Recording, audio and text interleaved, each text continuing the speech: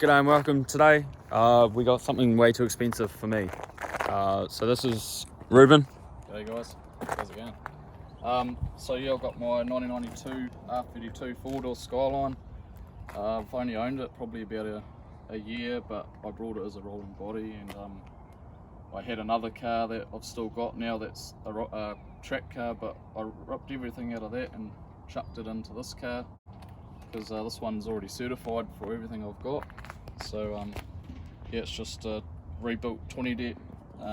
It's got a 25 deck high flow turbo, 38mm teal wastegate, and I've got they're called like a knockoff plasma man intake manifold there to keep the factory runners, because if you take them off, pretty much you lose all the torque the 20's only got. Phoenix intercooler, Tomy two-way diff, and some 18 by 9.5 Lenzo spec F rims. You see them there. Project D's or whatever you call them. Something that looks nice. Yeah, and it's had a full panel and paint. The body got painted by the last person who owned it, but I got all the engine bay painted before I dropped all the engine package in. So it's running Haltech 750 Elite ECU. It's got a whole custom wiring loom for the engine as well, so just wanted to get rid of all that 30-year-old rubbish that seems to break down. But I'm pretty much going to look at doing a ignition coil and ignition pack upgrade to a Haltech one, and some factory high-touchy coils.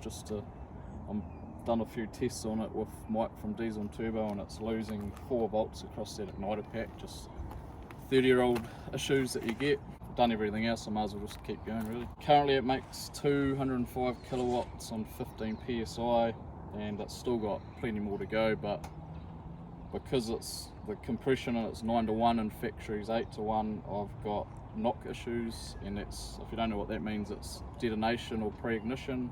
So the cylinder temperature gets too hot and it ignites before it should, and that's when you can make things blow up. So to get away with that, I'm going to look at doing some drop-in Calford cams and some heavy valve springs, and that should get the heat out of the cylinders quicker, and then yeah, should get it really hissing.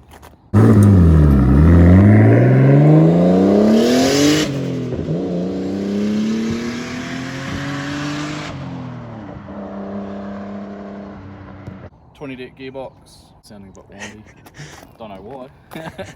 But yeah, I think it's got C34 seats in it, but I'm not 100% sure they're already in there. Got it tinted as well. So All legal, eh? all legal. Oh, it's all legal. Yep, warrant rego, certified for spaces and adjustables, adjustable arms in the rear. Got them in cast arms on the front. But I was suited for a 20 and I had it, so why not? Yeah.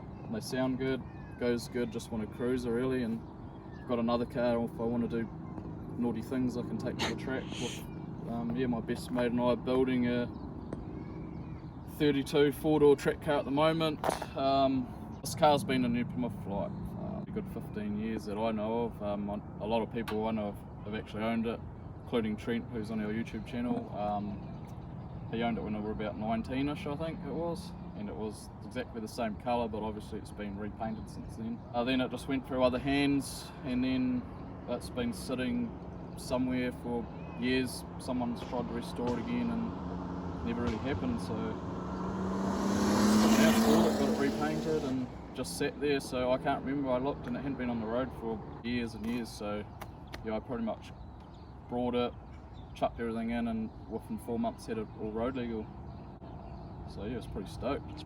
You've been in the Sky, you know what it goes like.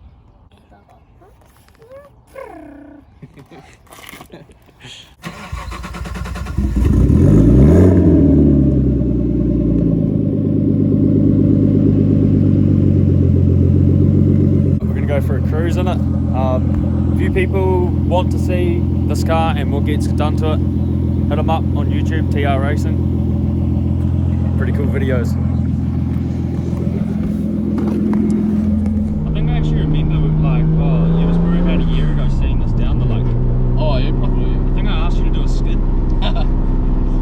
Everyone tells me to do skids, but gotta keep it legal, eh? yeah. Then people get your number